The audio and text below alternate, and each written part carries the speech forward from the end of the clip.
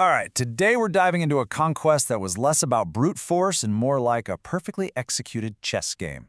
We're going to break down how Sultan Mehmed II, you probably know him as Fatih, or the Conqueror, took the city of Trabzon back in 1461, and let me tell you, this wasn't just a simple charge, it was an absolute masterclass in strategy. So think about this for a second. How do you possibly take a city that seems completely unconquerable? I mean, Trabzon was a fortress. It had the Black Sea on one side, towering mountains on the others, and these massive thick walls in between. For any attacker, it was a total strategic nightmare. Now, to really get why this was so important, you have to understand where Trabzon fit into the world at that time.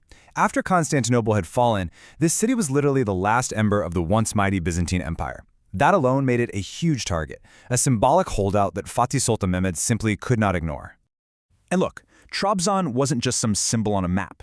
Its value was incredibly practical. It was a major port on the Black Sea, a key stop on the Northern Silk Road.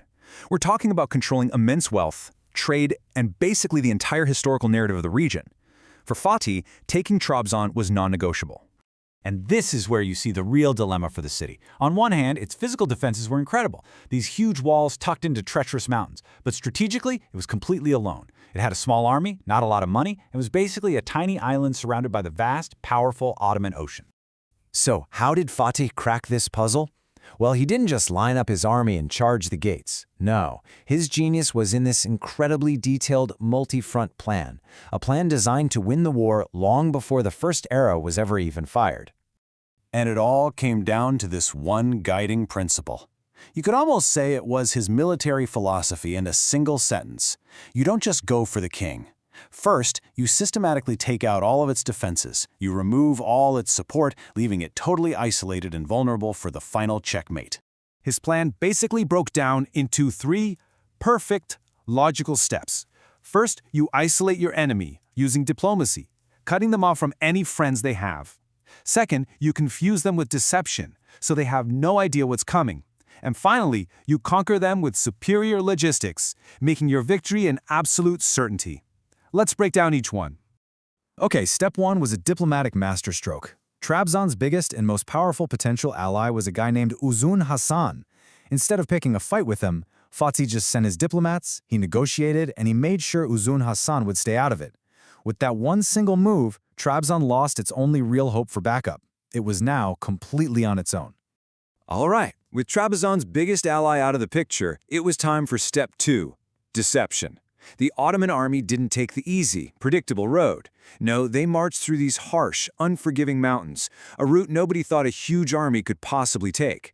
This created total chaos and confusion. The defenders had no idea where the Ottomans were or when they would arrive. They couldn't prepare. So now the chessboard is set. The pieces are all in place. The siege itself, well, it wasn't a gamble anymore. It was the final, calculated move in Fatih's plan, a methodical squeeze designed to completely break the city's will to fight back. And the pressure he applied was just relentless, coming from two directions at once. On land, his army formed an unbreakable ring around the city, and out at sea, the powerful Ottoman navy sealed off the port. That meant no food getting in, no reinforcements arriving, and absolutely no chance of escape. Trabzon was completely cut off from the world, left to slowly suffocate. You just have to picture the two scenes here. Outside the walls, the Ottoman camp was a model of order and discipline. They were patient, well-supplied, organized. But inside the walls, it was a totally different story. Fear, uncertainty, starvation, and disease were spreading like wildfire. And hope was a resource that was running out even faster than the food. And make no mistake, this wasn't just some mob at the gates. This was a sophisticated, well-oiled military machine. You had the elite janissaries, ready for any critical assault. You had the cavalry, securing the entire countryside so there were no surprises. You had engineers performing miracles, literally building roads for the giant siege engines. And of course, the navy, holding that blockade tight. Every single piece had a specific, crucial role. You see, Fatih was fighting a battle on two fronts, one against the city's stone walls and another one against the minds of the people inside. He applied this constant, visible military pressure, just showing off his overwhelming force. But, and this is key, he always left the door open for a merciful surrender. The message was crystal clear. Resistance is pointless and will end in your destruction, but if you surrender, you will survive. And, well, in the end, it worked, exactly as he'd planned. With all their supplies gone and absolutely no hope of rescue, the city's ruler finally accepted the inevitable. In 1461, Trabzon surrendered. But here's the thing about a true master strategist like Fatigue.